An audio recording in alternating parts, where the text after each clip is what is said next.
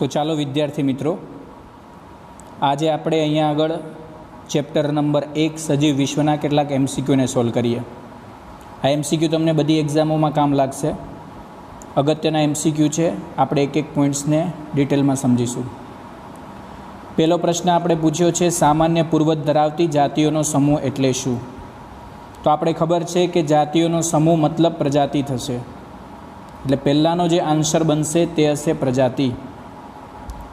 બીજો પ્રશ્ન આપણે પૂછ્યો છે, સજીવનું વૈજ્ઞાનિક નામ લખવામાં કયા વર્ગકનો શબ્દ પ્રથમ લખવામાં આવે છે? તો તમે અને બધા જાણે છે કે આની અંદર પ્રજાતિ જે છે એ વૈજ્ઞાનિક નામની અંદર પહેલો શબ્દ હોય, પ્રજાતિ પછી જાતિ લખાતો હોય છે, એટલે પ્રજાતિ આનો આન્સર થશે. ત્રીજો પ્રશ્ન પૂછ્યો, આધુનિક માનવનું વૈજ્ઞાનિક નામ શું થશે? આપણે બધાને ખબર છે આધુનિક માનવ જે છે હોમો સેપિયન્સ સેપિયન્સના નામથી ઓળખાય, એટલે આનો આન્સર બનશે સી, હોમો સેપિયન્સ સેપિયન્સ. ચોથા નંબરનો ક્વેશ્ચન પૂછ્યો, સજીવો માટે નિયમોને અનુસરીને નામ આપવાની પદ્ધતિ એટલે કઈ? એને આપણે નામકરણના નામથી ઓળખીએ છીએ. આન્સર બનશે ડી, નામકરણ.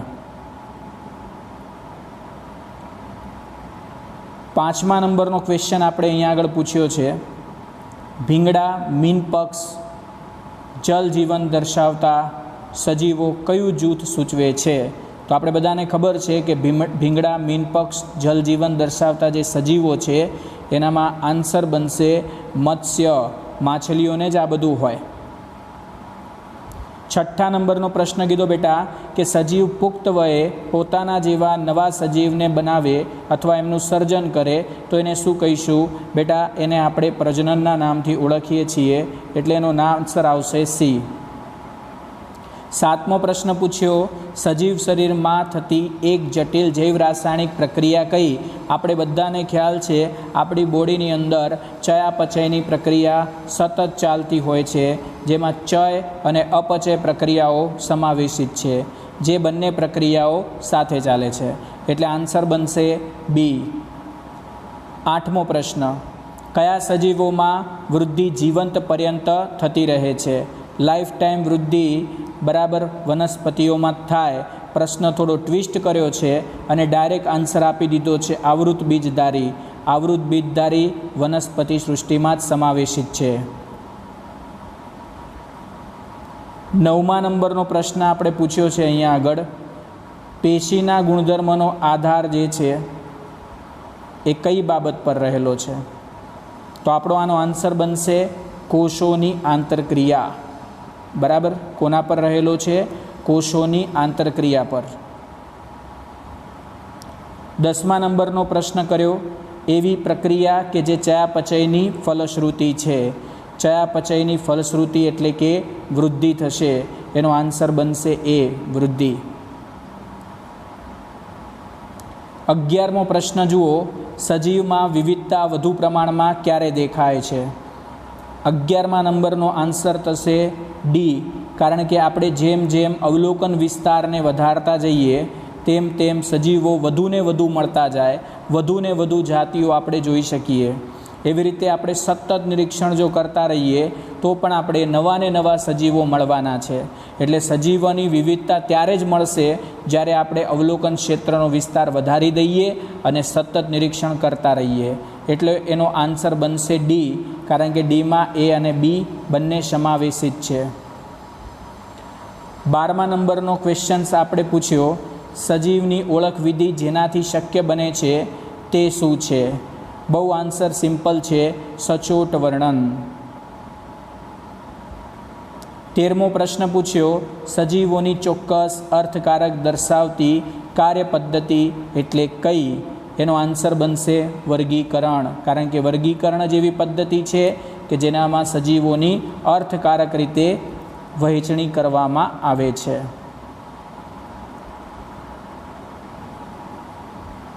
14મા નંબરનો પ્રશ્ન આપણે પૂછ્યો, મકાઈ માટે શું સાચું છે? એટલે કે મકાઈ માટે કયું સેન્ટેન્સ અહીંયા આગળ યોગ્ય બને છે? આપણે બધાને ખબર છે મકાઈ જાતિ નથી, મકાઈ વર્ગ નથી, મકાઈ કુળ નથી, પણ મકાઈ વર્ગ ક જરૂરથી છે, એટલે મકાઈમાં આપણે આન્સર સી લખીશું, વર્ગ ક. 15મો પ્રશ્ન, નીચેનામાંથી કોના નિયમોને આધીન વનસ્પતિઓ અને પ્રાણીઓના વૈજ્ઞાનિક નામને રજૂ કરવામાં આવે છે? એનો આન્સર છે ICBN અને ICZN. કહેવાનો મતલબ international code for botanical nomenclature, અને ICZNનો મતલબ થશે international code for zoological nomenclature. Answer એ સાચો છે. 16મો, નામકરણ કરનાર સંશોધકના નામનો ઉલ્લેખ કોના પછી અને કઈ રીતે થાય છે? તો આપણે બધાને ખબર છે, પ્રથમ નામ પ્રજાતિ, બીજો જાતિ, અને જાતિ પછી સંક્ષિપ્તમાં વૈજ્ઞાનિકનું નામ લખવામાં આવે છે. બરાબર, એટલે આનો આન્સર બનશે એ. જાતિ પછી કોનું નામ લખાશે? સંક્ષિપ્તની અંદર વૈજ્ઞાનિકનું નામ લખવામાં આવે છે.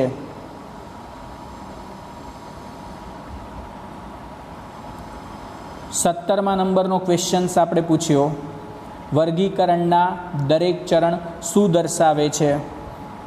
કક્ષા દર્શાવે. આન્સર બનશે બી. વર્ગક માટે નીચેનામાંથી શું સત્ય છે? 18માં આન્સર બનશે ડી, જુદા જુદા સ્તરે ગોઠવાયેલ સજીવોના જૂથોનો દરજ્જો. આન્સર ડી સત્ય બને છે 18માં. 19મો ક્વેશ્ચન્સ આપણે પૂછ્યો છે, જેનાથી વર્ગીકૃત શ્રેણી રચાય તેને આપણે કયા નામથી ઓળખીએ છીએ? આપણે આનો આન્સર બનશે બી, કારણ કે બધી કક્ષાઓનો સમૂહ. બરાબર, જેનાથી વર્ગીકૃત શ્રેણી શું થાય? સર્જાય છે. વર્ગીકૃત શ્રેણી કક્ષાઓથી મળીને બનતી હોય છે. 20મો પ્રશ્ન પૂછ્યો, વર્ગીકરણ કક્ષાનું મુખ્ય જૂથ એટલે ખાલી જગ્યા. એનો આન્સર બનશે એ, કારણ કે સૃષ્ટિ એનું મુખ્ય જૂથ છે. 21મો પ્રશ્ન, ઘટતી જતી ભિન્નતાનો સાચો ક્રમ દર્શાવે છે. નીચેનામાંથી કયો ઓપ્શન્સ યોગ્ય બનશે? તો આપણે જોઈ લઈએ. એમાંથી એ ઓપ્શન યોગ્ય બનતો લાગે છે, કારણ કે સૃષ્ટિ પછી વર્ગ પછી કુળ અને પછી જાતિ સમાવેશિત છે. બાકી બધા જે છે એ મેચ નહીં થાય. 22મા નંબરનો પ્રશ્ન આપણે અહીંયા પૂછ્યો, વધતી જતી સામ્યતાનો સાચો ક્રમ કયો છે? બરાબર, અહીંયા વધતી જતી સામ્યતા એવો વર્ડ્સ યુઝ કર્યો. કહેવાનો મતલબ અહીંયા સામ્યતા વધી રહી છે. બરાબર, તો એના માટે આપણે કયો ઓપ્શન યોગ્ય બને? તો એનો ઓપ્શન યોગ્ય બનશે સી, કારણ કે વર્ગથી ગોત્ર, ગોત્રથી કુળ અને કુળથી પ્રજાતિ તરફ જઈએ ત્યારે સામ્યતા જે છે એ વધતી જતી હોય છે. 23મા નંબરમાં પ્રજાતિના સમૂહથી રચાતા વર્ગક એટલે શું? એટલે કે પ્રજાતિ મળી અને શું બનાવે એવો ક્વેશ્ચન પૂછ્યો. આન્સર બધાને ખબર હશે, આન્સર બનશે ડી, કુળ.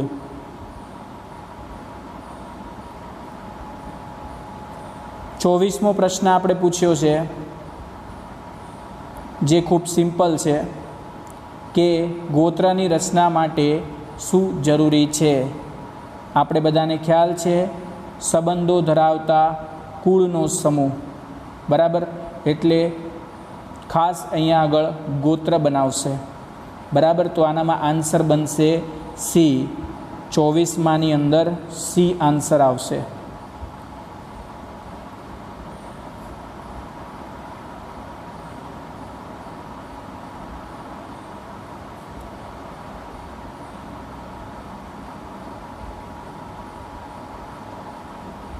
પચીસમા પ્રશ્નમાં પૂછ્યું, સરખા લક્ષણો પર આધારિત કક્ષાનું એક જૂથ કયું? ડાયરેક્ટ પ્રશ્ન પૂછી લીધો છે. અહીંયા આપણે ક્વેશ્ચન કર્યો છે કે લક્ષણો કોનીમાં સરખા હોય, કયા કક્ષાનું આ એક જૂથ છે? ડાયરેક્ટલી એનો આન્સર બનશે પ્રજાતિ, જાતિ અને કુળ. એનો આન્સર બનશે એ. 26મો, વૃદ્ધિ માટે નીચેનું કયું વિધાન અસંગત છે? વૃદ્ધિ માટે વિધાન પહેલાં વાંચવા જોઈએ. એમાં આપેલું છે બહુકોષી સજીવો કોષ વિભાજન દ્વારા વધે છે. બરાબર, આ વિધાન સંગત છે. કોષ વિભાજનને પરિણામે પેશી, અંગ કે દેહમાં વૃદ્ધિ થાય, આ પણ વિધાન સાચું છે. પ્રાણીઓમાં જીવંત પર્યંત વૃદ્ધિ થાય, આ વિધાન ખોટું છે, કારણ કે વનસ્પતિઓમાં વૃદ્ધિ જીવંત પર્યંત હોય, પ્રાણીઓમાં નહીં. ડી વિધાન પણ સત્ય છે. સજીવો તેમના જન્મ પછી દેહ અને કદમાં વધારો કરે. આનો સાચો આન્સર બનશે સી. આ અસંગત વિધાન છે, વૃદ્ધિ માટે અયોગ્ય. 27 નંબરનો ક્વેશ્ચન પૂછ્યો છે આપણે, કયા સજીવો પર્યાવરણના ઈશારા પ્રત્યે અનુભૂતિ અને પ્રતિક્રિયા દર્શાવતા હોય છે? આપણે આ ડાયરેક્ટ NCERT બેઝ ક્વેશ્ચન પૂછ્યો છે. આનો આન્સર બનશે ડી. કેમ?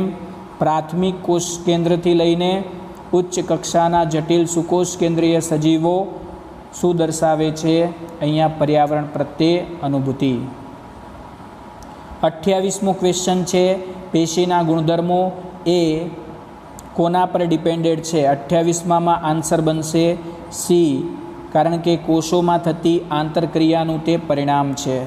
એટલે આપણે સેન્ટેન્સ આખું વાંચી શકીએ કે પેશીના ગુણધર્મો કોષોમાં થતી આંતરક્રિયાનું પરિણામ હોય છે.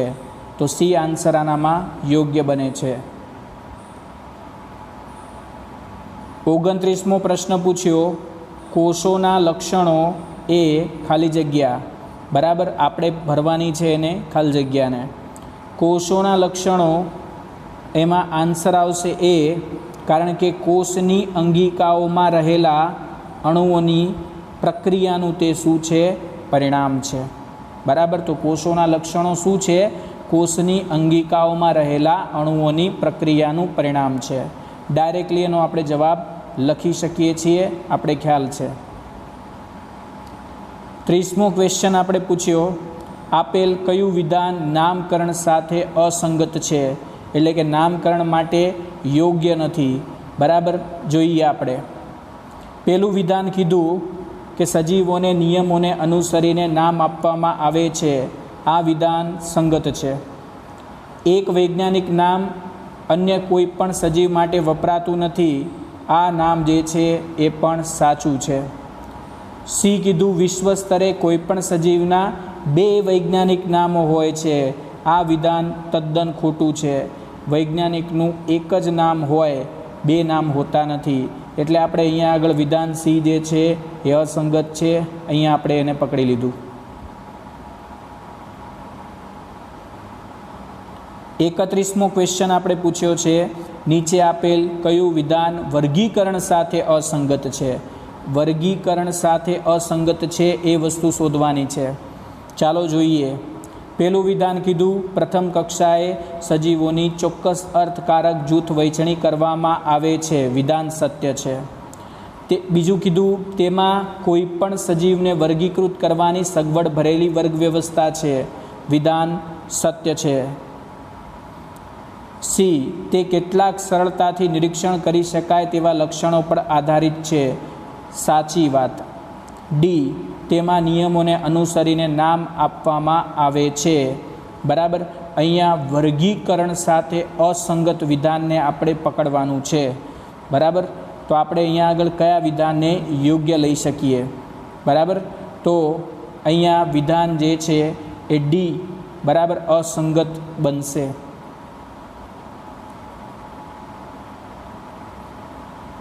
ચલો,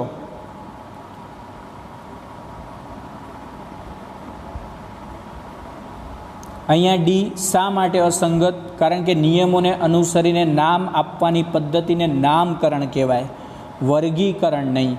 એટલા માટે ડી વિધાન જે છે એ અહીંયા આગળ અસંગત બને છે. 32મો પ્રશ્ન, વર્ગીકરણના જુદા જુદા સ્તરે ગોઠવાયેલા સજીવોના જૂથોને આપવામાં આવતો દરજ્જો કયા નામથી ઓળખાશે? 32માં આન્સર આવશે બી, આને વર્ગક કહેવાય. 33મો ક્વેશ્ચન, સૃષ્ટિથી જાતિ તરફ જતાં શું અવલોકન કરી શકીએ છીએ? બધાને ખબર છે કે સામ્યતામાં વધારો થશે. સી આન્સર યોગ્ય બનશે. 34મો પ્રશ્ન પૂછેલ છે, નીચેના આપેલ પૈકી વિભિન્નતામાં ઉતરતા ક્રમની અંદર વર્ગની યોગ્ય ગોઠવણી કઈ હોઈ શકે છે? આપણે વર્ગની યોગ્ય ગોઠવણી એ પણ ઉતરતા ક્રમમાં કરવાની છે, બરાબર. તો જુઓ, પહેલાં હંમેશા સૃષ્ટિ હોય, પછી ઉપસૃષ્ટિ આવે, સમુદાય, વર્ગ, ઉપવર્ગ, શ્રેણી આવે અને પછી કુળ આવે. એટલે આનું વિધાન એ જ સત્ય બની જાય છે. 34માં આન્સર એ યોગ્ય બને છે. આન્સર એ રાઈટ છે. 35મો પ્રશ્ન પૂછ્યો, આપેલ આકૃતિમાં પી અને ક્યુ નિર્દેશિત ભાગ ક્રમિક શું દર્શાવે છે? આપણે પીને જોઈ લઈએ અને ક્યુને જોઈએ. ચાલો એ બધું ભરીએ એના પહેલાં આપણે નંબર ગોઠવી દઈએ. તમને ખબર છે કે જાતિના પછી બરાબર હંમેશા કોને લખાશે? પ્રજાતિ લખાય. કોનો ઉલ્લેખ થાય? પ્રજાતિ, બરાબર. પ્રજાતિ પછી કુળ, અને કુળ પછી હંમેશા ગોત્રને દર્શાવવામાં આવે, બરાબર. કોને દર્શાવવામાં આવે? ગોત્રને. Right, okay. ચલો, અહીંયા આગળ આન્સર બનશે, અહીંયા આપણે લખી દઈએ ગોત્ર, બરાબર. કારણ કે જાતિ પછી પ્રજાતિ, પ્રજાતિ પછી કુળ, કુળ પછી શું લખીએ છીએ? ગોત્ર લખીએ. તો જુઓ, પહેલાં આપણે લખવાનું છે પીમાં શું આવશે? પીમાં આવે છે ગોત્ર, એટલે પહેલાં ગોત્ર અહીંયા આગળ છે, બરાબર. અને પછી આપણે ક્યુમાં શું લખશું? ક્યુમાં લખીશું પ્રજાતિ, એટલે એમનામાં જવાબ આવશે પ્રજાતિ. આમ આન્સર બી યોગ્ય બનશે. કેવો બનશે? યોગ્ય. 36મો પ્રશ્ન પૂછ્યો, નીચેનામાંથી સજીવ માટે અસંગત વિધાન કયું છે?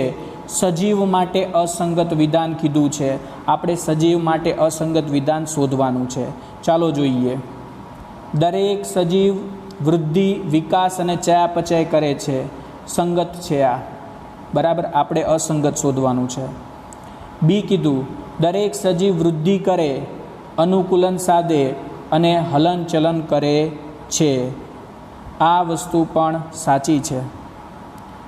દરેક સજીવ વૃદ્ધિ અને વિકાસ કરે, પરંતુ પ્રજનન કરે એ જરૂરી નથી, કારણ કે કેટલાક પ્રજનન નથી પણ કરતા, એટલા માટે આ વિધાન સાચું છે. ડી, દરેક સજીવ પ્રસલન અને પ્રજનન કરે, પરંતુ વૃદ્ધિ કરે એ જરૂરી નથી, બરાબર. અહીંયા આગળ આ વિધાન જે છે એ અસત્ય હોય એવું ઠરે છે, અસંગત લાગે છે, બરાબર. ડી.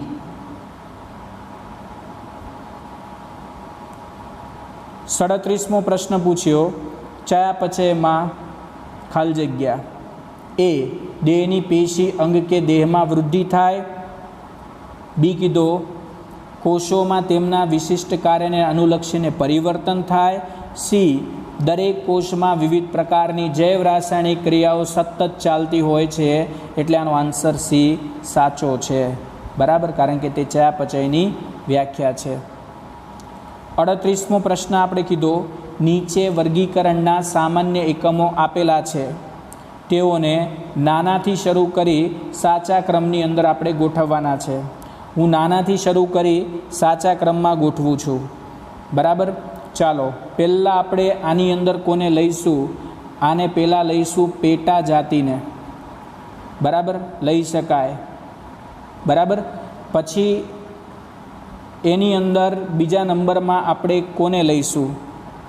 બરાબર. તો તમે વિચારશો તો તમને ખ્યાલ આવશે, એની અંદર લેવાશે જાતિને, બરાબર. એટલે નંબર 1 પર છે પેટા જાતિ, બરાબર. નંબર 2 પર છે જાતિ, બરાબર. નંબર 3 પર તમે લઈ શકો છો પ્રજાતિ, નંબર 4 પર તમે લઈ શકો છો કુળ, અને નંબર 5 પર લઈ શકો છો તમે શ્રેણીને.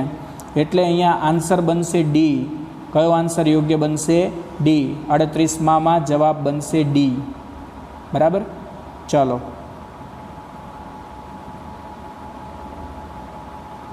ઓગણચાલીસમો પ્રશ્ન, જાતિ એટલે ખાલી જગ્યા. હવે જાતિ એટલે શું એ જોઈએ. આપણે ઓપ્શન વાંચીએ એટલે ખ્યાલ આવશે. ભિન્ન જનીન પ્રકાર અને સ્વરૂપ પ્રકાર ધરાવતા સજીવોની વસ્તી. ખોટું છે. એક જ પ્રકારની પ્રજાતિ. ખોટું. આંતરપ્રજનન કરતા સજીવોની વસ્તી. હા, આ વિધાન સાચું, કારણ કે તે આંતરપ્રજનન કરી શકે છે. તો આ વિધાન અહીંયા આગળ સત્ય બની ગયું, બરાબર। 40મું વિધાન વાંચીએ। પ્રજનન એટલે, પ્રજનનનો મતલબ શું થશે? આની અંદર સિમ્પલ વ્યાખ્યા છે, પુખ્ત વયે સજીવ પોતાના જેવા જ નવા સજીવનું નિર્માણ કરે એને પ્રજનન કહેવાય। ડી સાચું। 41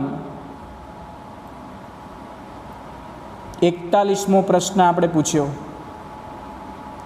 વર્ગીકરણના નિયમ અનુસાર અસંગત વિધાન કયું છે? આપણે અસંગત વિધાન સમજવાનું છે, બરાબર। આન્સર બનશે બી। કેમ?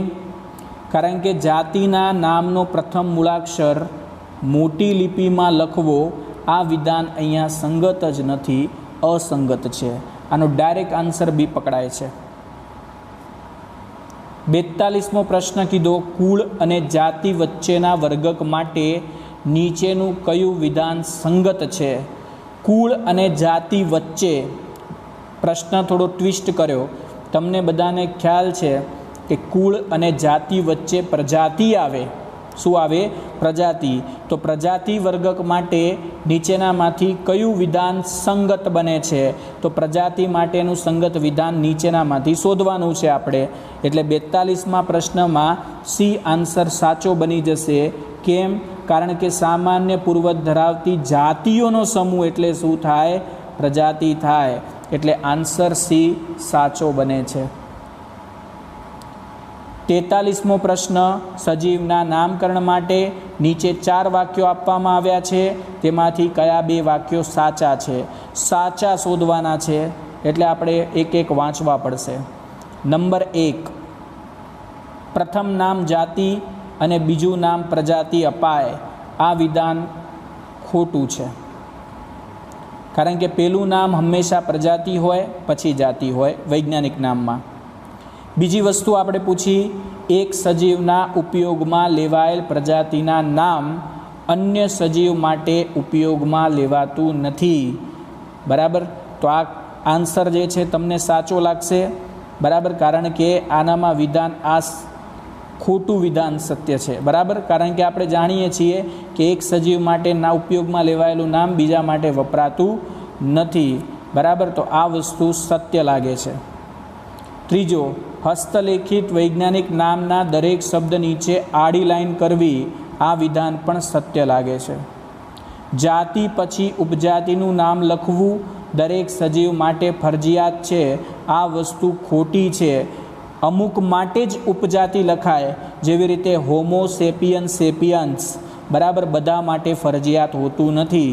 એટલે આમનામાં 2 વિધાન જે છે સાચા બન્યા, બીજું અને ત્રીજા નંબરનું વિધાન સાચું છે, જ્યારે પહેલું અને ચોથું વિધાન ખોટું છે, બરાબર। એટલે યાદ રાખો, બીજું ત્રીજું સાચું। 43ના અંદર 2 વિધાન અહીંયા સત્ય બની ગયા। એટલે આનો જે રાઈટ આન્સર બનશે એ રાઈટ આન્સર બનશે ડી। 44 નંબરનો આપણે પ્રશ્ન આપ્યો છે, જાતિ માટે નીચે 4 વાક્યો આપવામાં આવ્યા છે, તેમાંથી કયા 2 વાક્યો સાચા છે? આપણે સત્ય વાક્ય શોધવા માટે બધા સેન્ટેન્સને વાંચવા પડશે। તો ચાલો વાંચીએ। એમાં પહેલું આપ્યું, વધુમાં વધુ લક્ષણોમાં વધુમાં વધુ સામ્યતા, આ વિધાન એકદમ સાચું છે જાતિ માટે। પ્રથમ મૂળાક્ષર મોટી લિપિમાં, તો જાતિનો ક્યારે પ્રથમ મૂળાક્ષર મોટી લિપિમાં ન હોય, આ વિધાન ખોટું છે। વૈજ્ઞાનિક નામ પાછળ લખાતો લેટિન શબ્દ પણ તે ન હોઈ શકે, અને જાતિના નામનું પુનરાવર્તન શક્ય નથી, બરાબર, આ વિધાન જે છે સત્ય છે। તો આપણે અહીંયા આગળ આન્સર જે છે એ યોગ્ય બને છે પહેલો અને ચોથો, બરાબર। તો એનો સાચો આન્સર બનશે એ 1 અને 4। 45મો પ્રશ્ન, પ્રજાતિની એક સાચી લાક્ષણિકતા કઈ? પ્રજાતિની સાચી લાક્ષણિકતા ડાયરેક્ટ આપણે શોધી શકીએ। અહીંયા આપણે કીધું છે 1 થી વધુ જાતિનો સમાવેશ હોઈ શકે, બરાબર। કારણ કે આપણે જાણીએ છીએ પ્રજાતિ જે છે એની અંદર 1 થી વધુ જાતિઓ સમાવેશિત રહેવાની છે। પેન્થેરા લિયો, પેન્થેરા ટાઇગ્રિસ, પેન્થેરા પાર્ડસ, હે ને, સોલેનમ નાઇગ્રમ, સોલેનમ ટ્યુબરોઝમ, સોલેનમ મેલોન્જેના, આ બધા નામો જે છે આપણે એક્ઝામ્પલમાં ખ્યાલ છે. તો આની માટે આન્સર જે છે બરાબર તે બનશે 45મો બી યોગ્ય આન્સર.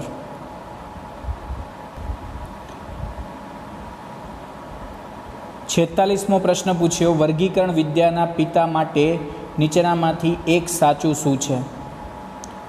46માં આન્સર બનશે ડી, કારણ કે વર્ગીકરણ વિદ્યાના પિતામાં આપણે લિનિયસને યાદ કરીએ છીએ અને લિનિયસની દ્વિનામી વર્ગીકરણ પદ્ધતિ સૌથી વધારે પ્રચલિત છે. તો આન્સર ડી એમનામાં યોગ્ય બને છે. 47માં સૃષ્ટિ એટલે, સૃષ્ટિને આપણે કયા નામથી ઓળખીએ છીએ? સૃષ્ટિ એટલે શું થશે?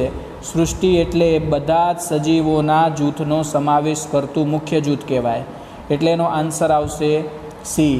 47માં આન્સર બનશે સી. 48મો પ્રશ્ન આપણે પૂછ્યો, નીચેનામાંથી એક લાક્ષણિકતા મ્યુઝિયમની છે, કઈ કઈ હોઈ શકે? તો જુઓ, મ્યુઝિયમમાં પ્રાણીઓના વસવાટ કરાવવો જોઈએ એ વિધાન અહીંયા આગળ ક્યારે સેટ નહીં થાય.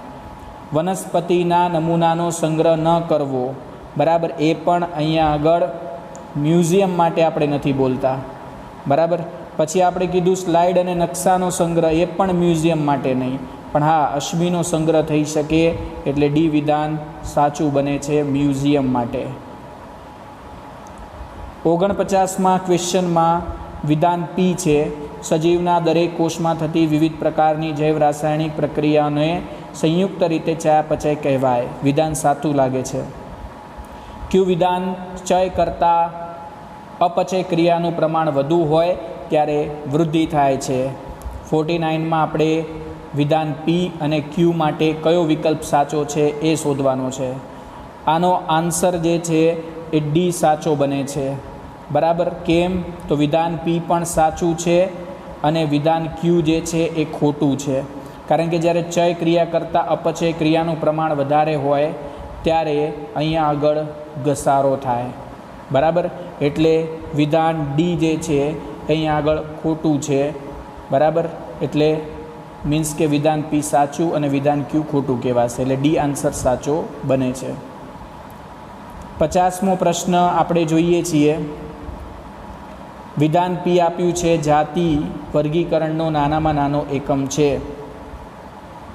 વિધાન ક્યુ છે, જાતિનું નામ નાની લિપિમાં લખવું જોઈએ. એટલે 50માં વિધાન પી અને ક્યુ જે છે બંને સાચા લાગે છે, બરાબર. પરંતુ ક્યુ એ પીની યોગ્ય સમજૂતી નથી, કારણ કે જાતિનું નામ નાની લિપિમાં લખાય એથી જાતિ વર્ગીકરણનો નાનામાં નાનો એકમ થઈ જતો નથી, બરાબર.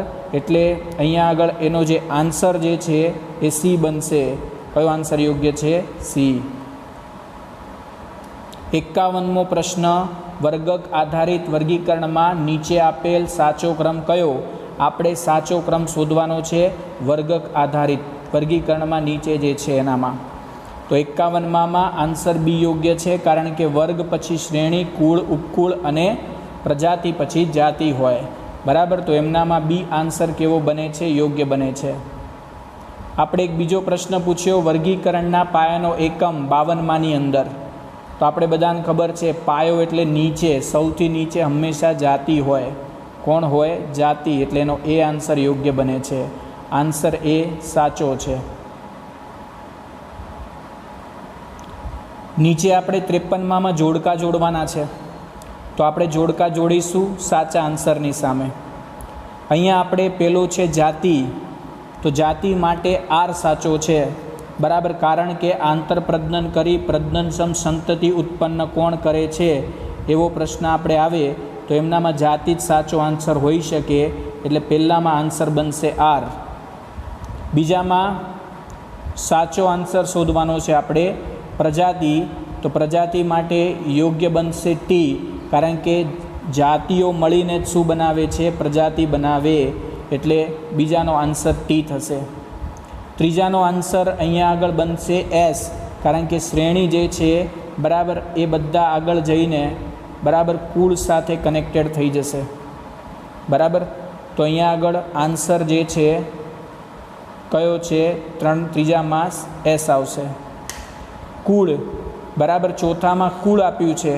કુળ માટે આપણે સાચું વિધાન બની જશે ક્યુ, કારણ કે ગાઢ સંબંધ ધરાવતી પ્રજાતિઓ મળીને શું બનાવે? બરાબર, કુળ બનાવે. તો આનો સાચો આન્સર થયો સી. બરાબર, કયો આન્સર સાચો છે? સી આન્સર આનામાં એકદમ પરફેક્ટ બનશે. વર્ગક એટલે 54મા નંબરનો પ્રશ્ન પૂછ્યો. વર્ગક એટલે, તો વર્ગક શું છે એ સમજાવવાનું છે. તો વર્ગક જે છે કોઈ પણ ક્રમમાં વર્ગીકરણનું જૂથ કહી શકાય. બરાબર, તો આનો આન્સર જે છે ડી બનશે. કયો બનશે? ડી. 55માં પ્રશ્ન પૂછ્યો, જાતિ માટે કયો વિકલ્પ સંગત છે? આપણે જાતિ માટે સંગત વિકલ્પ શોધવાનો છે. બરાબર, તો આપણે બધા સેન્ટેન્સ વાંચવા પડશે. ચલો, પહેલું સેન્ટેન્સ છે, વર્ગીકરણ શાસ્ત્રીઓ દ્વારા આયોજન કરેલ વર્ગીકરણનો વાસ્તવિક એકમ. બરાબર, આપણે હમણાં એને મોકૂફ રાખીએ, બીજા વાંચીએ. વર્ગીકરણનો કાલ્પનિક એકમ. બરાબર, તો કાલ્પનિક એકમ ક્યારે ન હોય? વર્ગીકરણનો સૌથી નીચો એકમ.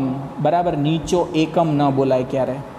મનુષ્યના મગજની કૃત્રિમ સંકલ્પના, આ તો એકદમ ખોટું જ છે, જેને યોગ્ય શબ્દમાં વ્યાખ્યાયિત ન કરી શકાય.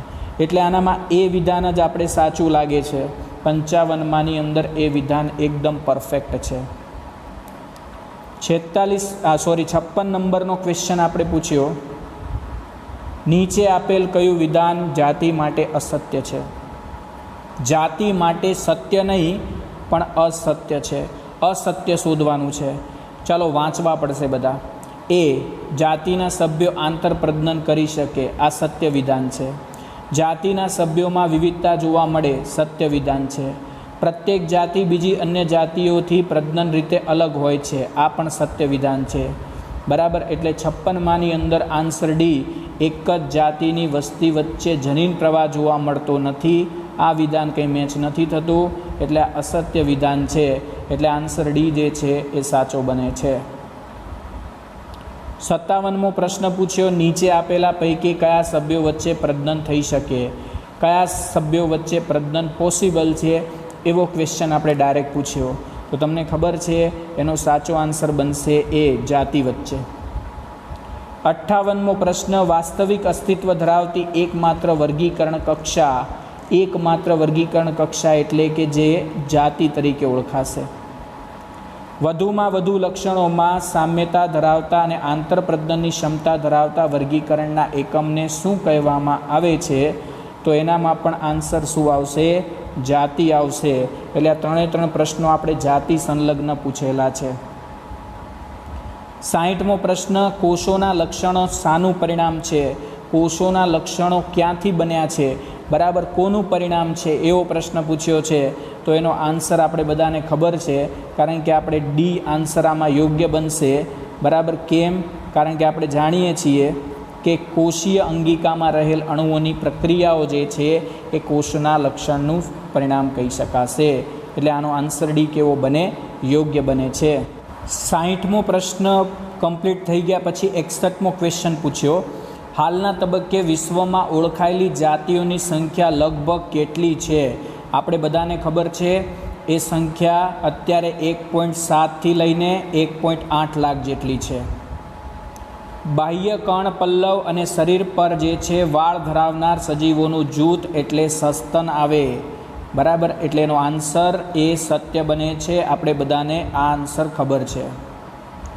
63મો પ્રશ્ન પૂછ્યો, બધા જ સજીવોને લક્ષણોને આધારિત જુદા જુદા વર્ગોમાં વહેંચવાની કાર્યપદ્ધતિના વિજ્ઞાનને શું કહેવાય?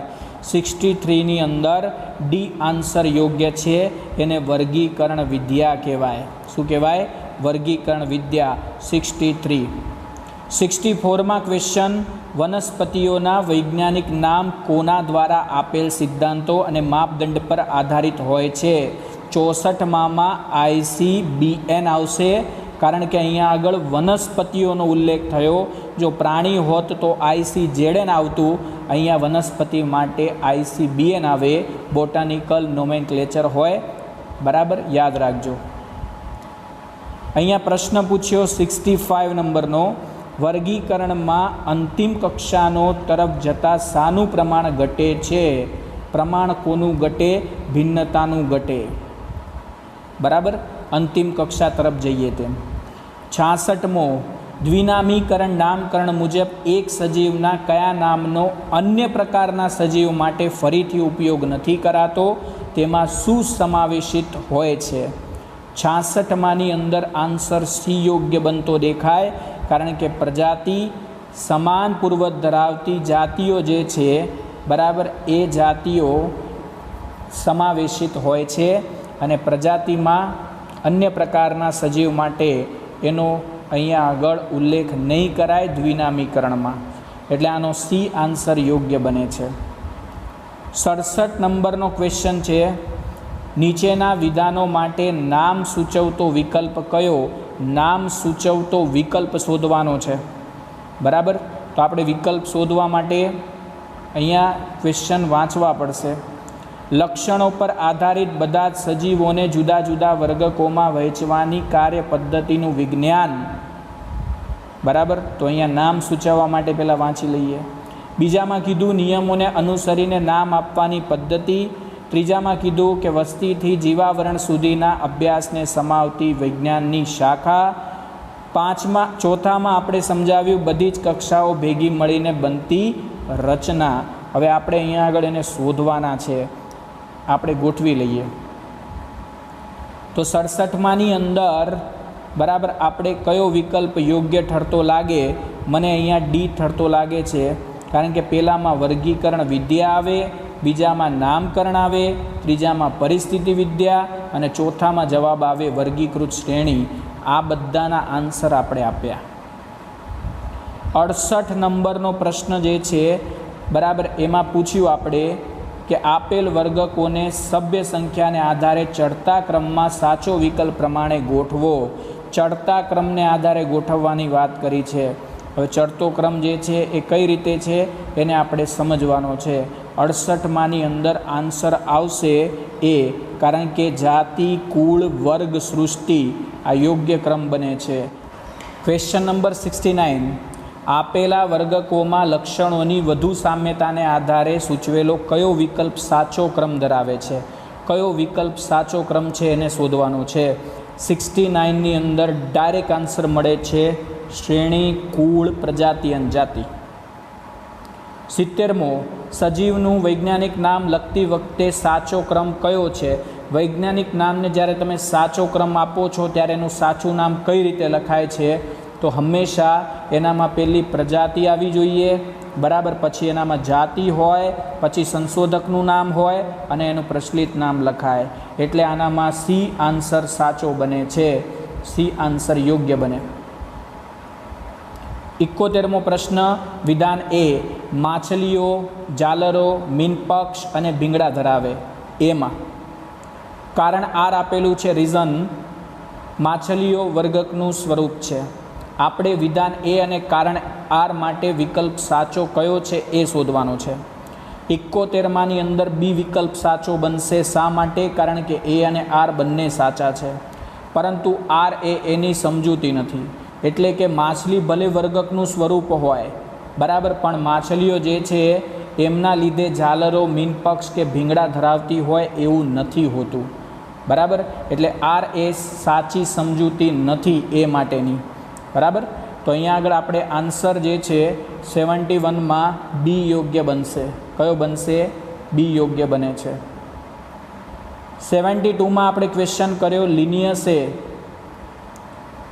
વર્ગીકરણ વિદ્યાના પિતા તરીકે ઓળખવામાં આવે છે લિનિયસને. આરમાં કીધું લિનિયસે સજીવોના વૈજ્ઞાનિક નામ માટે દ્વિનામીકરણ નામકરણ પદ્ધતિ વિકસાવી છે. તો આપણે બે વિધાન સાચા હોય એવું લાગે છે.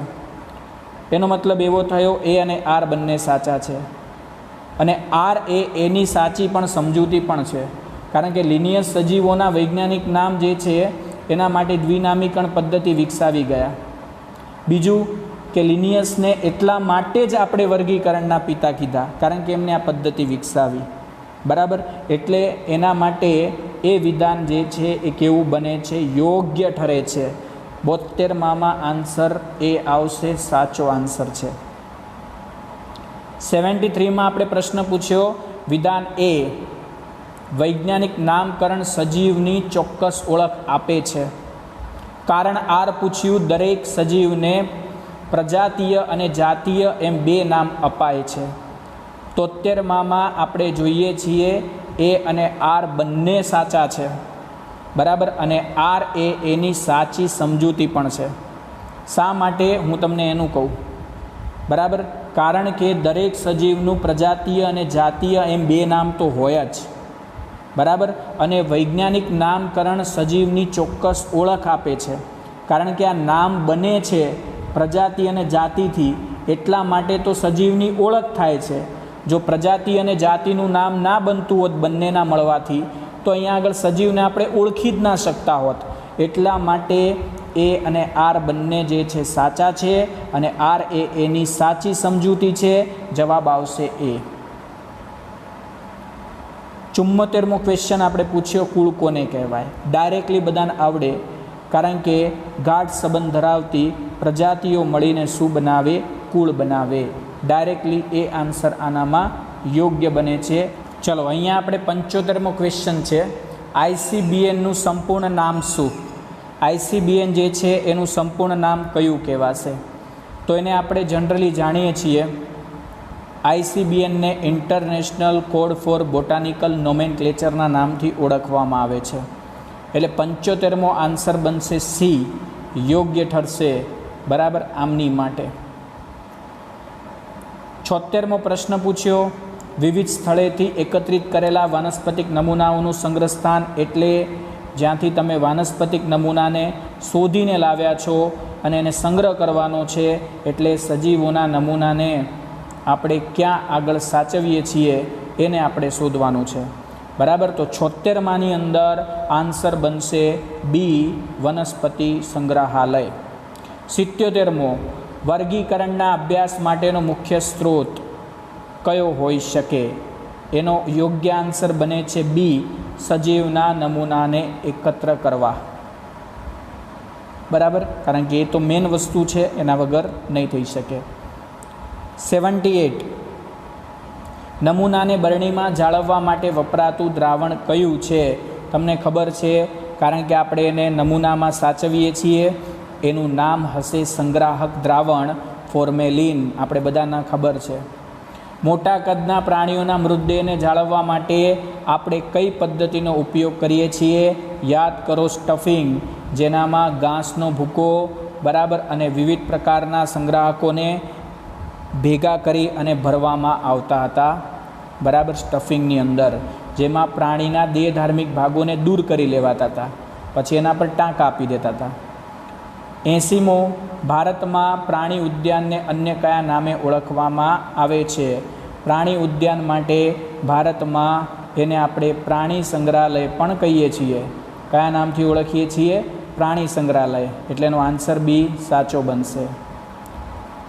81મો પ્રશ્ન છે, વનસ્પતિ ઉદ્યાન એ વનસ્પતિ સંગ્રહાલયથી નીચેની કઈ બાબતમાં જુદો પડે? આ તો વાંચવું પડશે.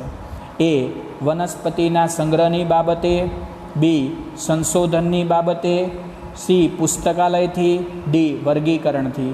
અહીંયા એ આન્સર આપણે યોગ્ય લાગે છે, કારણ કે વનસ્પતિનો સંગ્રહ વનસ્પતિ ઉદ્યાનમાં થાય, બરાબર. બીજું, નીચેનામાંથી કોણ કંકાલ ગેલેરી ધરાવે? 82માં પ્રશ્નમાં પૂછ્યું છે. તો આપણે બધાને ખબર છે, કંકાલ ગેલેરી હંમેશા પ્રાણી મ્યુઝિયમમાં હોય. ક્યાં હોય? પ્રાણી મ્યુઝિયમની અંદર હોય છે. 83મો ક્વેશ્ચન કીધો છે, વનસ્પતિના નમૂનાઓને વનસ્પતિ સંગ્રહાલયમાં સ્ટીલના ખાનાવાળા કે લાકડાના કબાટમાં રાખતા પહેલાં શું કરવામાં આવે? યાદ રાખો, રાખતા પહેલાં એને આપણે દાબવા પડે, સૂકવવા પડે અને પૂંઠા પર ચોંટાડવા પડે. એટલે એનો સાચો આન્સર બનશે સી. 84મો ક્વેશ્ચન આપણે પૂછ્યો, વનસ્પતિ ઉદ્યાનમાં વનસ્પતિ કેવી રીતે પ્રદર્શિત કરેલી હોય? તો આપણે બધાને ખબર છે, ત્યાં આગળ કુળ અને પ્રજાતિની ચીટકીઓ લગાવેલી હોય નિવાસસ્થાન પ્રમાણે. એટલે એનો સાચો આન્સર ડી બનશે. કયો બનશે? ડી આન્સર એનો યોગ્ય છે આની માટે. પક્ષી અને સસ્તન વર્ગના પ્રાણીઓના મૃતદેહોની આબેહૂબ રચના કેવી રીતે જળવાય છે? 85મો ક્વેશ્ચન પૂછ્યો. આપણે આબેહૂબ રચનાને જેવા છે ને એવા રાખવાના છે, તો આપણે અહીંયા કોનો ઉપયોગ કરીશું? 85ની અંદર આન્સર આવશે ડી, કારણ કે એમની અંદર આપણે મસાલા ભરી શકીએ, બરાબર, મૃતદેહની અંદર, બરાબર, અને એને આપણે સાચવી શકીએ છીએ. આન્સર ડી છે. 86માં પ્રાણી મ્યુઝિયમમાં કીટકોનો સંગ્રહ કેવી રીતે કરવામાં આવે છે? પ્રાણી મ્યુઝિયમમાં જો આપણે સાચવવા હોય તો પહેલાં આપણે કીટકોને મારવા પડે, પછી એને ઢાંકવા પડે અને પછી એને કીટ બોક્સમાં ભરવા પડે, બરાબર. તો એને પહેલાં મારો, પકડો, મારો અને પછી એને શું કરો? લગાવો. એટલે મારવાના, ઢાંકવાના અને પછી કીટ બોક્સમાં ભરવાના. તો આનો આન્સર સી સાચો છે. 87માં પૂછ્યું, નીચેના 4 વાક્યોમાંથી એક વાક્ય વનસ્પતિ સંગ્રહાલય માટે સત્ય નથી. તો આપણે શોધી લઈએ કયું વાક્ય વનસ્પતિ સંગ્રહાલય માટે સત્ય નથી.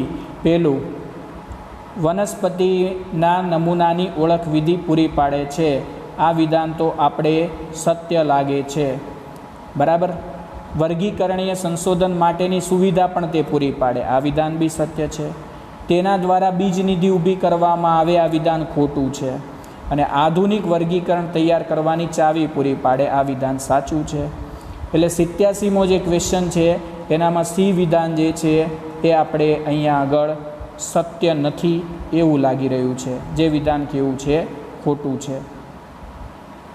88મો પ્રશ્ન વાંચશો એટલે તમને ખ્યાલ આવશે. વિધાન પી,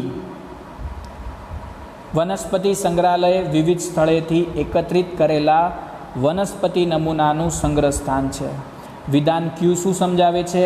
વનસ્પતિ સંગ્રહાલયોમાં વનસ્પતિ નમૂનાઓ સંગ્રહ કરવા માટે ચોક્કસ પદ્ધતિ હોય છે. એટલે 88મા પ્રશ્નમાં આપણે એવું લાગી રહ્યું છે વિધાન પી અને ક્યુ બંને સાચા છે, બરાબર. તો આપણે અહીંયા આગળ બંને વિધાનો કેવા છે? રાઈટ છે. 88માં જવાબ આવશે ડી. વિશ્વનો સુપ્રસિદ્ધ વનસ્પતિ ઉદ્યાન મેં તમને સમજાવ્યું હતું. 89માં આન્સર બનશે સી, રોયલ બોટાનિકલ ગાર્ડન, ક્યુ ઇંગ્લેન્ડની અંદર આવેલો છે. 90મો પ્રશ્ન છે, કયા નિશ્ચિત કદના જાડા પુઠ્ઠા જે છે એના પર વનસ્પતિ નમૂનાનું આરોપણ કરવામાં આવે?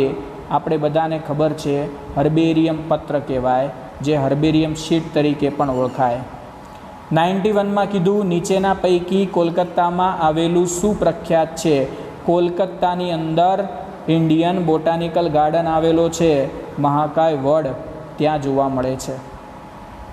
92, પ્રાણી ઉદ્યાન કયા સંરક્ષણનો અભિગમનો ભાગ છે? પ્રાણી સંગ્રહાલયમાં આપણે શું કરીએ છીએ? પ્રાણીઓને લાવીએ છીએ અને આપણે રાખીએ છીએ સુરક્ષિત વાતાવરણમાં. તો આપણે નવ સ્થાન સંરક્ષણ આપીએ છીએ. નવી જગ્યા પર લાવ્યા અને એને સાચવી દીધા, એટલે એને નવ સ્થાન સંરક્ષણનો, બરાબર, અભિગમ એવું આપણે નામ આપી શકીએ છીએ. યોગ્ય જોડકા આપણે જોડવાના છે.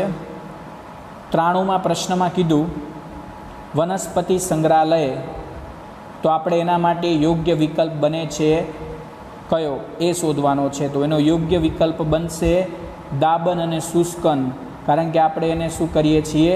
સાચવીએ છીએ હર્બેરિયમ પત્રના મદદથી. એટલે એનો આન્સર બનશે પહેલાંનો, બરાબર, સી. પહેલાંનો સી. એવા આપણા પાસે 2 ઓપ્શન છે. બીજાનો આપણે અહીંયા આન્સર જોવા જઈએ તો ડી આન્સર યોગ્ય બનશે, કારણ કે આપણે વનસ્પતિ ઉદ્યાનમાં જીવંત વનસ્પતિઓને રાખીએ છીએ, બરાબર. ત્રીજામાં એનો યોગ્ય આન્સર બને છે પ્રાણી મ્યુઝિયમમાં સ્ટફિંગ પદ્ધતિ યુઝ થાય અને પ્રાણી ઉદ્યાનમાં વન્યજીવોનું સંરક્ષણ થાય. આન્સર એ આનો સાચો છે, બરાબર. 94ની અંદર સમજાઈએ કયા વર્ગના પ્રાણીઓના મૃતદેહોને લાંબો સમય જાળવવા સ્ટફિંગ પદ્ધતિનો ઉપયોગ થાય? તમને ખબર છે, આપણે લાઇનમાં જ ભણીને ગયા હતા એનસીઆરટીમાં, આપણે ખબર છે એનામાં આન્સર કયો આવશે? ડી, કારણ કે વિહંગ અને સસ્તન માટે જ આ પદ્ધતિ યુઝફુલ છે. 95, સ્ટફિંગ પદ્ધતિ માટે પ્રાણીઓના કયા અંગો દૂધ કરવામાં આવે છે? અંદરના એવા ભાગો દૂર કરીએ છીએ કે જેને આપણે દેહકોષ્ઠીય અંગો કહેવાય કહીએ ને, તો આપણે એનામાં આન્સર બનશે ડી.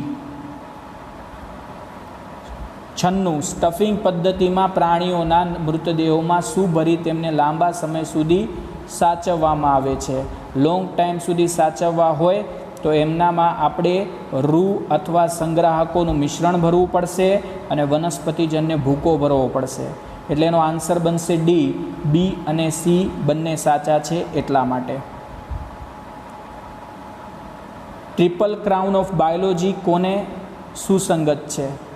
કોના માટે આ સેન્ટેન્સ યુઝ થયું હતું? કોને આવો બિરુદ અપાયું હતું? તો આનામાં અર્નસ્ટ માયર નામના વૈજ્ઞાનિકને આ બિરુદ અપાયું હતું, જેને આપણે ટ્રિપલ ક્રાઉન ઓફ બાયોલોજી કહીએ છીએ. બરાબર, અર્નસ્ટ માયર. 98મો પ્રશ્ન કીધો, નીચેના વિધાનોમાંથી પ્રાણી ઉદ્યાન હેતુઓના માટે સાચું વિધાન જણાવો. પ્રાણી ઉદ્યાન માટે સાચું વિધાન આપણે જોવાનું છે, વાંચવું પડશે. એ વન્યજીવોની જાણકારી અંગે જાગૃતિ વધારે છે. બીજું, નવસ્થાન સંરક્ષણ અને પ્રાણી સમૂહમાં પ્રજનન કરાવવું. સી, વન્યજીવો પ્રત્યે લોકોના મનમાં પ્રેમ જગાડવો. એટલે બધા વિધાનો ભાઈ સાચા છે આના. ડી આન્સર સાચો. 99 હર્બેરિયમ પત્રકની જમણી બાજુએ રાખેલ જગ્યામાં લખવાની ચોક્કસ માહિતીનો ક્રમ કયો હોઈ શકે? એનો ક્રમ આ હોઈ શકે. ડાયરેક્ટ દેખાય જ છે. વૈજ્ઞાનિક નામ, કુળ, પ્રચલિત નામ અને પ્રાપ્તિ સ્થાનને આપણે લખવું પડે જમણી બાજુએ. વૃદ્ધિના કયા માપદંડ આધારે નિર્જીવ વસ્તુઓ પણ વૃદ્ધિની વ્યાખ્યામાં આવી જાય છે? એનો આન્સર આવશે બી. બરાબર, કારણ કે નિર્જીવમાં પણ કદમાં વધારો જોઈ શકાય છે. બરાબર, આપણે કહેતા હતા વૃદ્ધિના લક્ષણોમાં આપણે એના વિશે ભણીને ગયા છીએ ડિટેલ. સજીવો કઈ ક્રિયાથી વૃદ્ધિ પામે છે? 101મો પ્રશ્ન છે. તો આપણે બધાને ખબર છે એમનામાં કોષ વિભાજન થાય છે. બરાબર, અને કોષ વિભાજનથી તે શું કરતા હોય છે? વૃદ્ધિ કરતા હોય છે. એમાં એ આન્સર બિલકુલ સાચો છે. સાચી જોડ કઈ છે? 102ની અંદર આપણે શોધવાની છે. 102માં મને બધી જ જોડ સાચી લાગે, કારણ કે પ્લેનેરિયામાં પુનઃસર્જન થાય, જળવ્યય એટલે કે હાઇડ્રામાં કલિકા સર્જન, અને સી તંતુમય લીલમાં અવખંડન થાય. આપેલા બધા વિધાન સાચા છે. ડી આન્સર યોગ્ય બનશે. 103 નંબરનો પ્રશ્ન આપણે પૂછી લીધો. વિધાન એક્સ કીધું છે, વ્યંધ માનવ યુગલ પ્રજનન કરતા નથી. તમને મને બેને ખબર છે આ વસ્તુ સાચી છે. બીજો વાય કીધો, વ્યંધ માનવ યુગલ મૈથુન કરતા નથી. બરાબર, અને વિધાન એક્સ અને વાય માટે સાચો વિકલ્પ આપણે શોધવાનો કહી દીધો. તો આનામાં સી સાચો વિકલ્પ છે. અહીંયા આગળ સી એટલા માટે સાચો કારણ કે વ્યંધ માનવ યુગલ પ્રજનન ના જ કરે, પણ એવું ન બને કે વ્યંધ માનવ યુગલ મૈથુન ન કરી શકે. બરાબર, એટલા માટે સી વિધાન જે છે એ સાચું બને. એક્સ સાચું જ્યારે વાય ખોટું છે. 104 ખચ્ચર અને કામદાર માખીમાં શું સામ્યતા? તમને બધાને ખબર છે કે આ નવી સંતતિ ક્યારે નહીં બનાવી શકે, એટલે કે સી આન્સર આનો સાચો બનશે. કોલમ આપેલો છે, શોધી લઈએ ફટાફટ. બરાબર, સૌથી પહેલાં ઈસ્ટની અંદર બરાબર કલિકા સર્જન જોવા મળે. બરાબર, બીજામાં આર ઓપ્શન યોગ્ય છે, પુનઃસર્જન પ્લેનેરિયામાં હોય. ત્રીજામાં આપણે ખબર છે અવખંડન થાય મોશમાં, અને ચોથામાં ક્યુ બરાબર છે કોષ વિભાજન અમીબામાં. તો આનો આન્સર એ કેવો બને છે? યોગ્ય બનશે 105 નંબરના પ્રશ્નની અંદર. ચલો, 106 નંબરનો પ્રશ્ન કીધો, જૈવ સ્વરૂપોનું પરિપૂર્ણ લક્ષણ કયું? આપણે બધાને ખબર છે ડી આન્સર યોગ્ય છે. દેહનું કોષીય આયોજન જૈવ સ્વરૂપોનું પરિપૂર્ણ લક્ષણમાં ગણાશે. 107 વિધાન એ સભાનતા દરેક સજીવનો સંપૂર્ણ ગુણધર્મ છે. કારણ આર આપેલું છે, દરેક સજીવો તેમની આસપાસના પર્યાવરણથી જાગૃત હોય છે. તો આપણે વિધાન એ અને કારણ આર માટે સાચો વિકલ્પ કયો છે એ શોધવાનો છે. તો આનામાં એ જે છે એ સાચો ઉત્તર લાગે છે, કારણ કે એ અને આર બંને સાચા છે. આર એ એની સાચી સમજૂતી છે, કારણ કે આસપાસના પર્યાવરણથી જો જાગૃત હોય ને સજીવ, તો જ સભાનતા સજીવોનો પરિપૂર્ણ ગુણધર્મ બની શકે છે. એટલે આન્સર એ જે છે અહીંયા આગળ યોગ્ય ઠરે છે 107ની અંદર. 108માં કીધું સજીવો માટે શું સાચું. સજીવ માટે આપણે સાચું શું કહી શકીએ? બરાબર, તો આપેલા તમામ મુદ્દા અહીંયા આગળ યોગ્ય છે. કેમ હું આવું બોલું છું? કારણ કે સજીવ સ્વયંજનિત થઈ શકે, સજીવો સ્વયં વિકસિત થઈ શકે, સ્વજીવોમાં સ્વનિયંત્રણ પણ છે. આપેલા માટે તમામ સાચા છે 108ની અંદર. ICZNનું પૂરું નામ શું થાય? ઇન્ડિયન. બરાબર, ક્યારેય નહીં થાય, ભૂલતા નહીં, ઇન્ટરનેશનલ બોલજો, કારણ કે ઘણા લોકો ઇન્ડિયન બોલી નાખે આઈસ સાથે. ઓકે, તો યાદ રાખો, international code for zoological nomenclature, આવું નામ આપણે બધા બોલી ચૂક્યા છીએ ICBN સાથે. બરાબર, તો અહીંયા સી આન્સર જે છે યોગ્ય બનતો લાગે છે. સી આન્સર રાઈટ છે. 110 લિનિયસના પ્રકાશનનું શીર્ષકમાં કયા શબ્દનું પ્રયોજન કરાયું હતું? આપણે બધાને ખ્યાલ છે, એનામાં આન્સર એ યોગ્ય છે, સિસ્ટમા નેચર. બરાબર. 111 અસંગત શબ્દને અલગ કરો. ડાયરેક્ટ તમને અલગ થઈ જશે. કેમ? 111માં સી અલગ લાગે છે. તમે કહેશો શા માટે સી વિધાન અલગ છે? કેમ મેં આ સેન્ટેન્સ યુઝ કર્યું? કારણ કે તમે જાણો છો પેન્થેરા, સોલેનમ અને મેન્જીફેરા આ બધા પ્રજાતિ છે, જ્યારે ટ્યુબરોઝમ બરાબર અહીંયા આગળ જાતિ છે. એટલે જાતિ અલગ પડે છે પ્રજાતિ કરતાં. બરાબર. 112 બટાકા રીંગણ પીલુડી કઈ પ્રજાતિમાં સમાવેશિત છે? બટાકા રીંગણ પીલુડી આપણે બધાને યાદ છે, કોન્સેપ્ટમાં ભણ્યા હતા. 112માં આન્સર આવશે ડી, સોલેનમ. 113 નીચેના પૈકી કઈ વનસ્પતિ સોલેનેસી કુળની નથી? 3 છે, એકને આપણે કાઢવાની છે. અહીંયા પોએસી કુળની એક ઘૂસી ગઈ છે, ઘઉં. બાકી 3 સોલેનેસીની છે, જેમાં ધતુરો, રીંગણ અને પિટુનિયા આવે. એટલે આનો સાચો આન્સર સી બને, ઘઉં નથી. ઘઉં પોએસી કુળ આવે. બિલાડી માટે શું અસંગત છે? બિલાડી માટે સંગત નહીં, અસંગત પૂછી લીધું છે. એમાં બી, કારણ કે એમનું કુળ બરાબર કેનેડી ક્યારે ન હોય. બરાબર. અહીંયા ફેલિસ એની પ્રજાતિ છે, ગોત્ર કાર્નિવોરા, વર્ગ એમનો સસ્તન થાય. એટલે બી જે છે એ ખોટું પડે. બરાબર. 15મો પેન્થેરા પ્રજાતિને ખાલજગ્યા પ્રજાતિ સાથે ખાલજગ્યા કુળમાં મૂકવામાં આવે છે. બરાબર. એનો આન્સર થશે એ, કારણ કે પેન્થેરા પ્રજાતિને ફેલિસ પ્રજાતિ સાથે, ખાલજગ્યા કુળ ફેલેડી. 16મું 116 પોલીમોનિયલ્સ ગોત્રમાં સમાવેશિત કુળ કયા છે? પોલીમોનિયલ્સ એવો વર્ડ્સ યુઝ કર્યો. બી. કેમ? સોલેનેસી અને કોન્વુલેસી.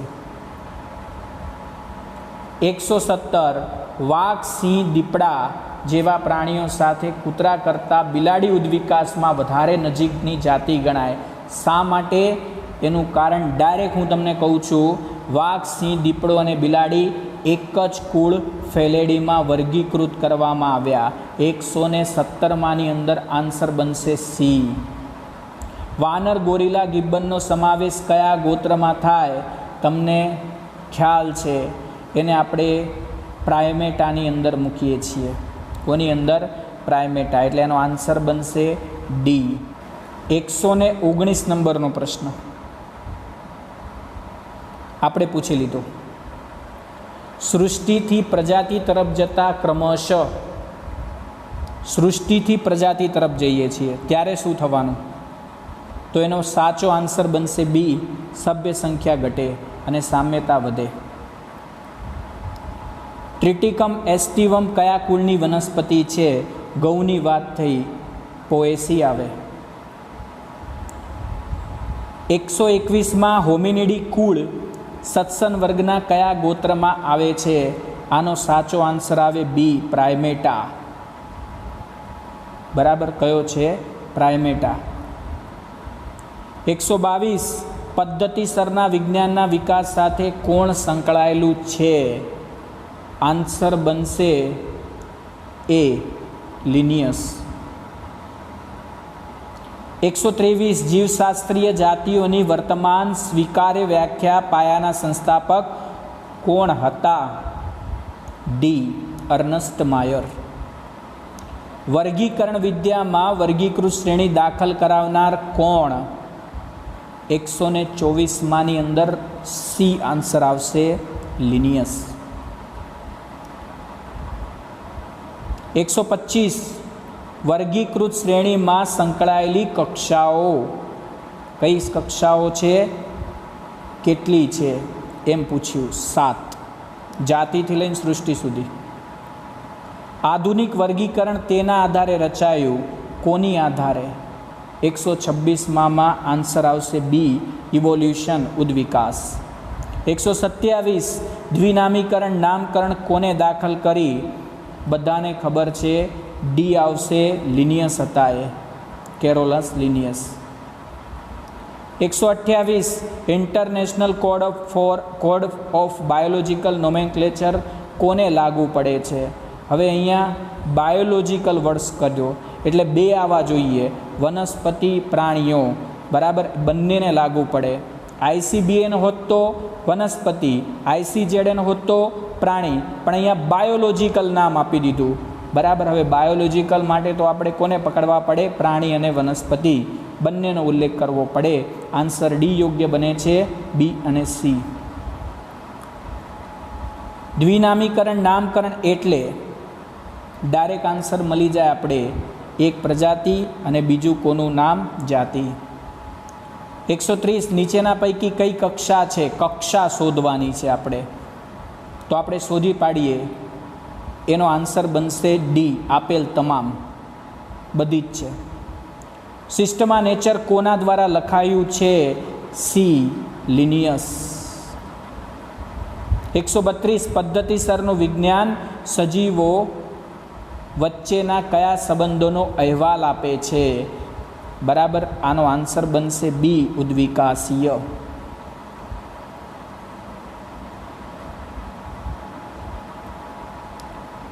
કોલમ 1 અને 2ની સાચી જોડ જોવાની છે તમારે.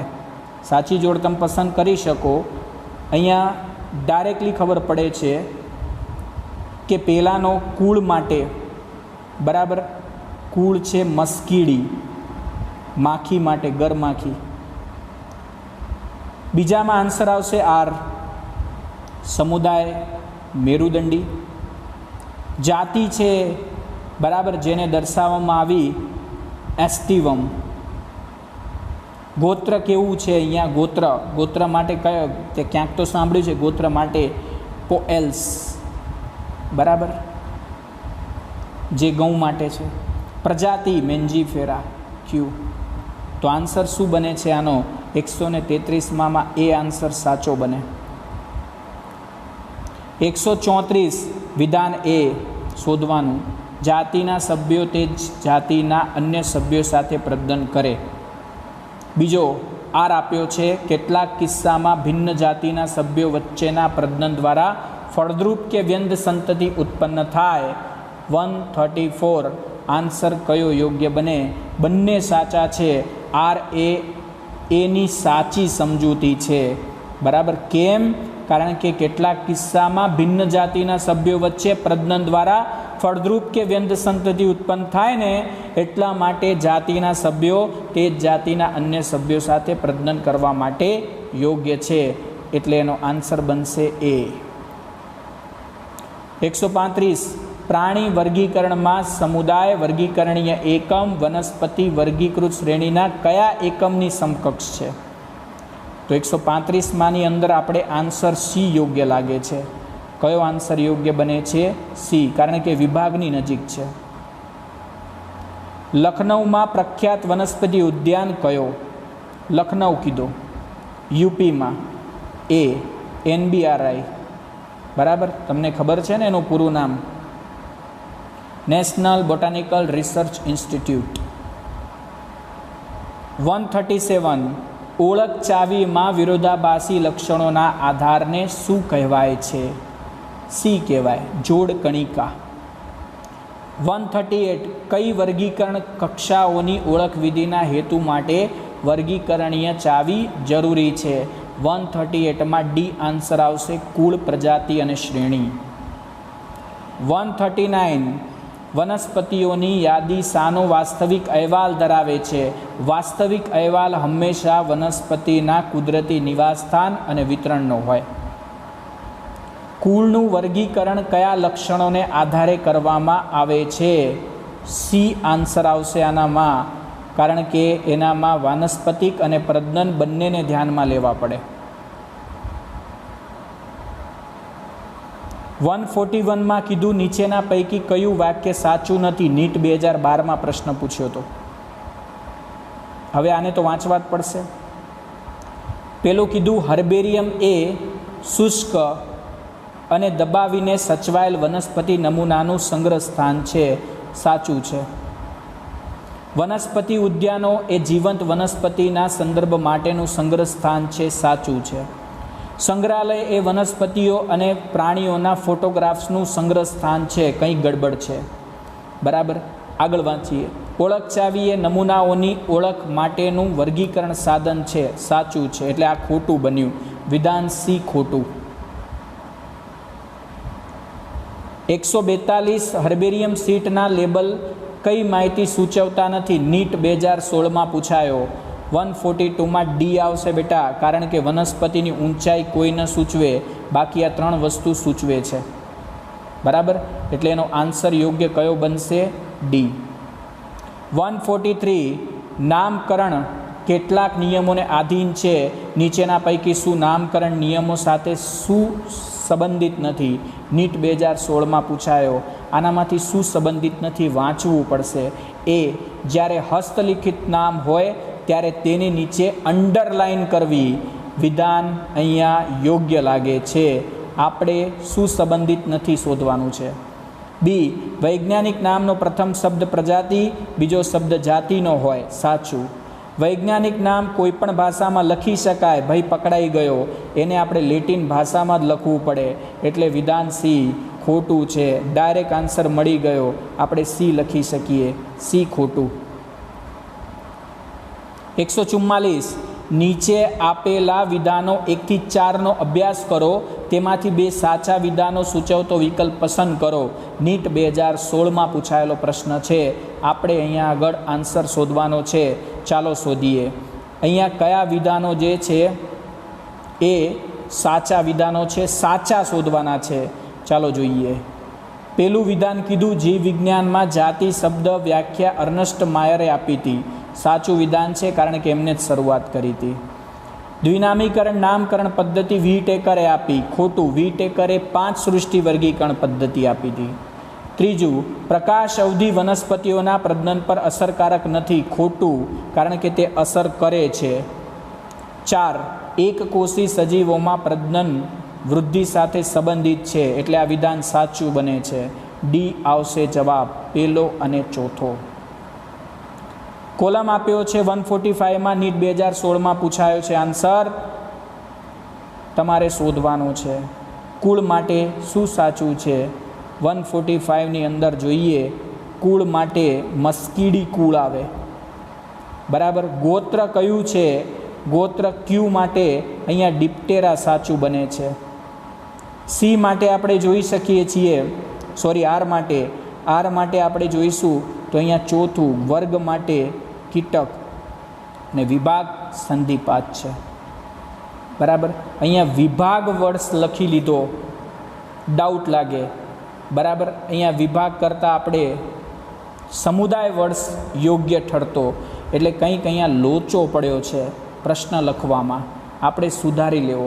વિભાગ સંધિપાદ એવું નહીં, સમુદાય સંધિપાદ માટે આપણે યોગ્ય રહેશે. બરાબર. તો સમુદાયને આપણે આપણી રીતે યાદ રાખી લઈશું. ઓકે. તો 145માં એ આન્સર જે છે સત્ય બને છે. યાદ રાખજો. ઓકે, ખાલી તમે થોડું એની અંદર સુધારી લેજો. 146માં કીધું નીચે કેટલીક પરિભાષાઓ આપી છે કે જે વર્ગીકરણ વિદ્યામાં સજીવોની ઓળખ અને તેમના વર્ગીકરણમાં મદદરૂપ થાય છે. તો નીચે પૈકી કયું ખોટું છે? આપણે ખોટું શોધવાનું કીધું, વાંચવું પડશે બધું ખોટા વિધાનને શોધવા માટે. મ્યુઝિયમ એ છે જેમની સ્થાપના પ્રાણી અને વનસ્પતિઓના નમૂનાને જાળવવા માટે કરવામાં આવે. તો સાચું છે આ.